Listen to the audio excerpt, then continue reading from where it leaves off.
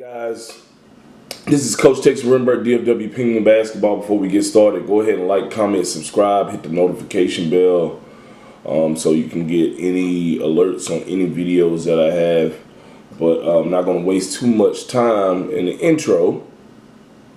Okay, today we're going to talk about the parent that wants their kid or wants their coach to be their child's father figure.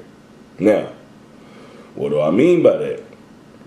Okay, a lot of times, due to a coach being such a great leader with kids or with a parent's child and so influential in the child's life, it's a natural instinct to either want this person to be another father figure in your kid's life, or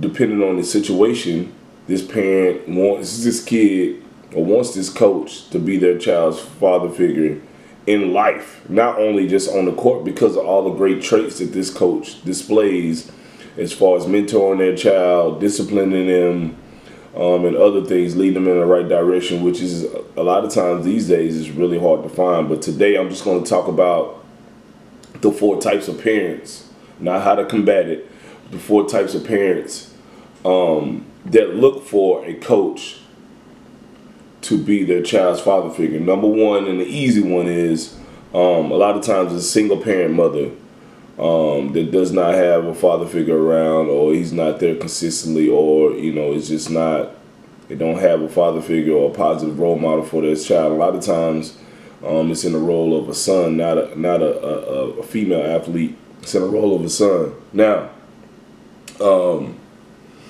sometimes this can turn, if it gets too deep, it can turn into the mother wanting the coach to be an actual father, and they want to date the coach, things of that nature, because they see all of these traits, which a lot of times, if you're a single parent mother, which I grew up in a single parent household, you subconsciously look for a father figure for your child. And a lot of times, just by seeing how well a coach handles your son or your daughter, it will make you want to ask them to do more for your kid. And sometimes it even goes outside of basketball, outside of the team dynamic, the team concept of things, where the single parent mother may ask for advice of how to handle a situation with their kid at school, with a bully, or with just anything. Helping them with other things, helping them with rides to games, or just anything outside of that. Some of this stuff is normal, but sometimes it can get a little extreme, to where the parent asks the coach to go up and talk to the teacher at school.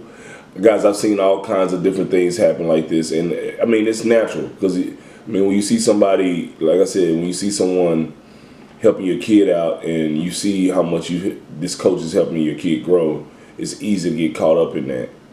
So that's number 1, the single parent mother. Number 2 is the father that is actually married, okay, or the mother that is actually still married to the father, but the father is always gone on business and other things. Now, this can go a lot of different ways. A lot of times, the mother kind of takes the father role with handling a lot of things because the dad is not around. And a lot of times the dad may be a good father when he's around, but due to work and being so busy with work, he's not able to implement his father, his dad skills with the kids. And a lot of times the kids don't really trust him as well because he's not around as much. And sometimes it's a lot of situations, the coach is there and around the kids more than the dad.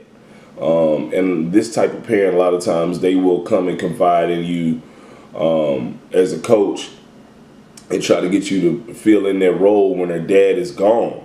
The funny thing about that is, it can go one or two ways. The mother can still see you when the dad returns and is around at games and at practice and stuff.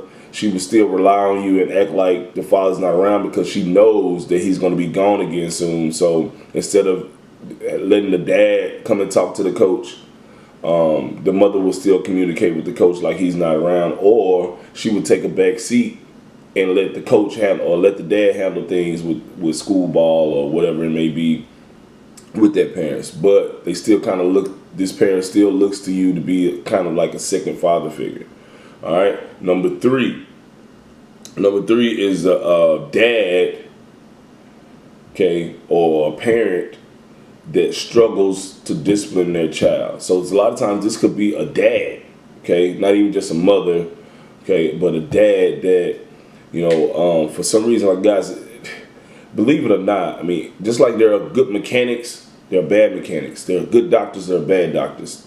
There are good lawyers, there are bad lawyers. There are good teachers, there are bad teachers. There are a lot of people that are bad parents. There are a lot of people that are good parents. Just because you have a child does not mean that you are a good parent. You're good at discipline. You're good at mentoring. You're good at doing a lot of things. So a lot of times, what I've seen when I'm coaching, a lot of parents, they are not good. They might be good at everything else, but they're not good at disciplining their child because they don't like the discipline, or maybe they grew up that way.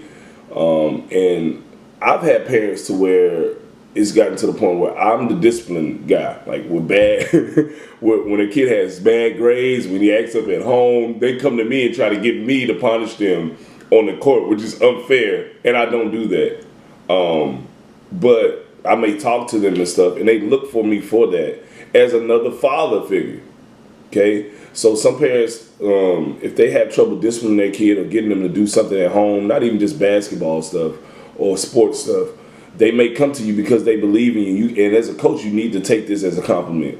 Okay, it's nothing wrong with that. All right, so that's number three. The parent that struggles to discipline, they may put the discipline on you as a coach. Okay, or they try to get them to do things through playing for the sport and punish them by not bringing the kid to the sport or bringing the kid to practice or bringing the kid to games, and they discipline them through you. The last one, from what my experience is, number 4, is the dad that is a good father, great father, but he just admires you as a coach. He sees you as a duplicate of himself, but from a coaching standpoint, meaning, a lot of times parents are really good. Some parents are really, really good at getting their kids to do things and get things done right because they grew up in a good environment themselves. But sometimes as a parent, there's some things you can never get your kid to do, right? For example, a lot of times in this situation where the dad is a good father, but he admires you and he wants to get input from you and implement you in their child's life as much as possible. So a lot of times, so let's just say for example, you have a kid, and the dad is telling their son, hey, hold your follow through on the shot. And this dad may be telling the kid to do this a whole lot, but the kid just won't do it. He might have told him to do it 1,000,000 times. Dad comes to me and I tell the kid to do the same exact thing. Hey, Bobby, hold your follow through. And the kid will do it one time. I tell him one time and they'll do it forever. Why is this? Because of the father and son dynamic and the coach dynamic, right? When a kid hears a command or something from their dad, holding his follow through, the dad telling him to hold his follow through is like the kid or the dad telling him to clean up his room, right? Because this your dad, he's trying to give you commands and stuff. You don't want to hear from your dad, right? But if I tell him this, the kid knows I have nothing to gain from it other than helping the kid out. So this coach, or this, no, not this coach, but this dad will use me as a tool to get them to do certain things on the court and sometimes off the court because they'll listen to me a little bit more because I have no conflict of interest at all. I'm not a dad, I'm not his brother, I'm not his uncle, I'm just his coach, and the kid knows I'm just trying to help him out. All right, so that's pretty much it. Those are the 4 types of parents that look for their kid or look for their coach to be their kid's father figure or second father figure. That's pretty much it, guys. Like, comment, subscribe, hit the notification bell, and if you have any questions, go ahead and leave a comment below, and I'll see you guys later.